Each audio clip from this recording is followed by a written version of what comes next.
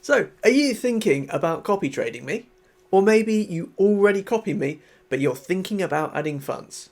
Well, in this video, I'm going to explain exactly how I've set up my portfolio to try to make sure that the portfolio is as easy as possible to copy. Stay tuned to find out.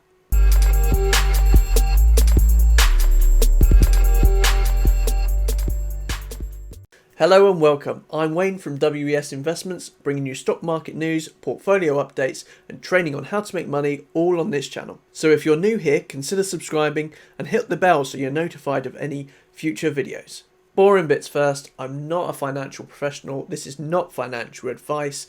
I can't assess your personal situation, and you need to speak to someone who is qualified to get that personal advice. So it's very important that you do your own research and you make your own decisions. Everything expressed here is my opinion on what I would do, not for what you should do. So first of all, let's look at the setup of the portfolio. I have 3 blocks of 20% and 4 blocks of 10%. This means that when you copy me, you should be able to use the minimum $200 to open every single trade. So eToro's minimum is $200, and if you copy me with that, you should still be able to open all trades because of the portfolio setup. This is in theory, and please watch until the end of this video for troubleshooting help, discrepancies, and things to keep an eye open for. So first question, should I copy open trades? So when you copy me, you should always copy open trades. The reason for this is because I only invest in companies that I believe have significant growth opportunities. I constantly review all of my investments, and if I believe I have found a better company, then I will make that change. I will close the position and open with the new company. So there are no mature positions and there are no overpriced assets, in my opinion, in my portfolio. Ever. So this means all stocks are priced at what is, in my opinion, a good entry point. So the next question is, when is a good time to copy you? So leading on from the question that I've just answered, the answer is and will always be now. I don't time the market. I don't try to buy the dip. I don't sit on cash waiting for something that might happen. To me, any cash not invested in the market is a wasted opportunity. And the opportunity cost for me is often far higher than the benefit of gained from waiting. So just to explain that if it doesn't make sense to you, if I had $1,000 in cash and I invested it in the market right away, in 6 months I would hope to have, say, $1,500 in cash. However, if instead of investing, I held that cash and waited for a dip, for the most part I would likely end up with something like $1,250. Which for many people is considered a really great gain. But for me, I make more money the other way, so that's the way I do it. Next question is often, how much should I copy you with? So firstly, the minimum eToro will allow is $200. That will more than cover all of my transactions. So if you copy with that amount, you will be fine. However, the actual amount really depends on your financial situation. I would always say that you are better to start copying with what you consider a small amount. This way, if you open the trade and it turns red, and it's very likely to do this, you are not going to panic and close your position at the worst possible time. While my stats themselves show me making a profit every month, if you look at my graph, you will see a lot of peaks and troughs. And if you manage to copy me at one of these peaks, which is normally when I do get an influx of copiers, you could end up sitting on a red balance for a couple of days or even weeks. So you should expect that when you copy me, you could see some red for a short while. This is not always the case, and most people do go green quite quickly, but that is why you start small. Then as you build confidence in my portfolio, you will feel more comfortable to add more funds. This is not to say that you need to add funds, and you should never feel like you need to add any funds that you do not feel comfortable with. I only mean that if you were planning to copy me with a large amount of cash, then you should do it in stages rather than all at once. I've seen a lot of people panic and close their copy of me right at the bottom of the market so many times, and I get really frustrated because I feel like I've lost that person money, and I really don't like doing that. expect to be red to start off with. If you go green straight away, it's a bonus. If you go red and you stay red for a little bit, don't panic. Okay, it's perfectly normal. Another very popular question is, you've added funds, should I? Or, I want to add funds, what should I do? While these are two very different questions, my answer is kind of the same. So, I've decided to go with a fixed equity setup to make the copy trade as easy as I can. When I add funds, you will get notified from eToro. I will then wait 24 hours to allow you to match it if you want to before then investing. When it is invested, I will be distributing exactly the same amongst my trades.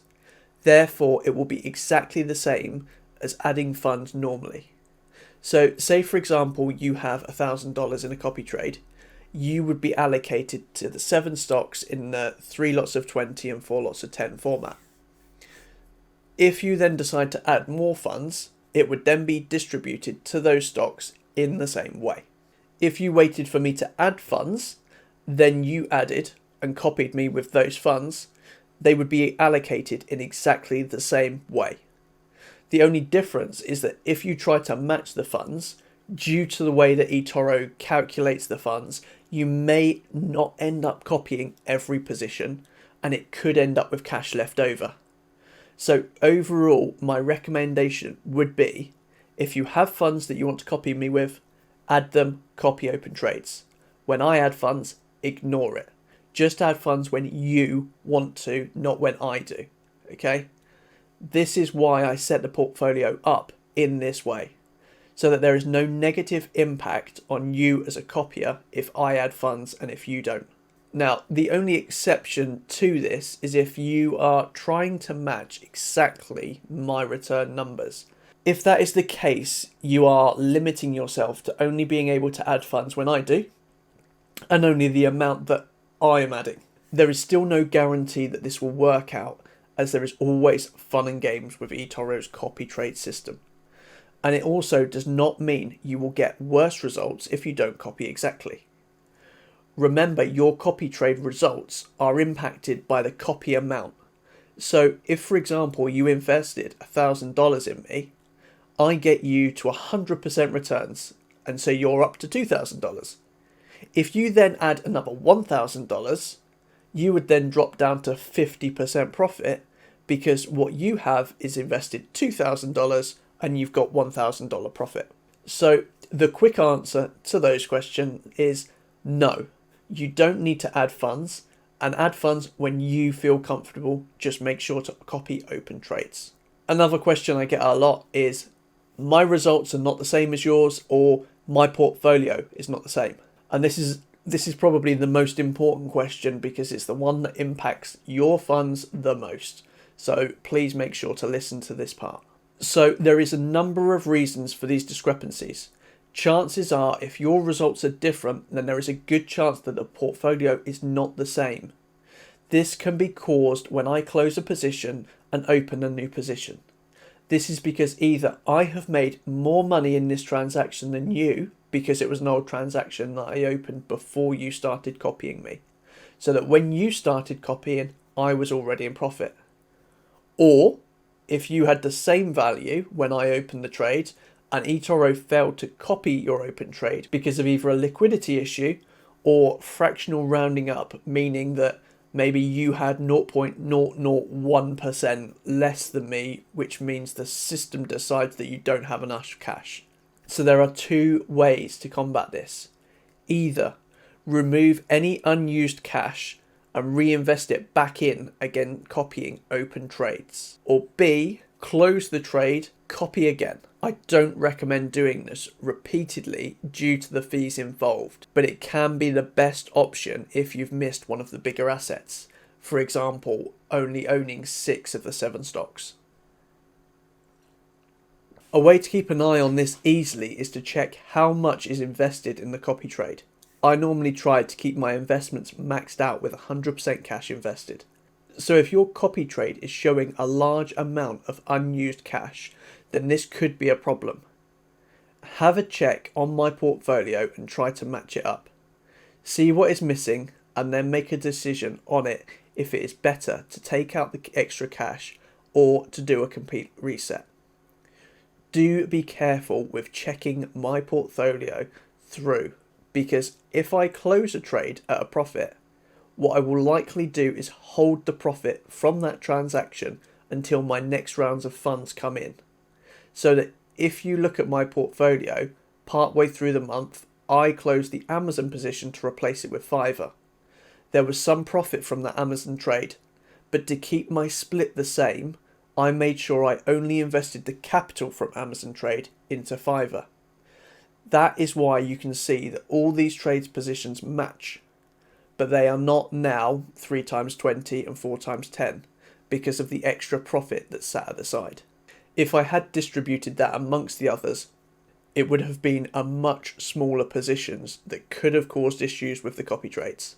So I'm holding this until I add funds next month, where it will be fully distributed to put the portfolio back to the 2010 distribution. This video has been a little bit longer than I was expecting, so I'm sorry for that, but I hope that it all makes sense, and if not, please ask any questions in the comment section below, because if you are not sure, this is a good chance someone else will have the same problem. So by asking, you are going to help others as well. Thanks for your time, and I'll see you in my next video.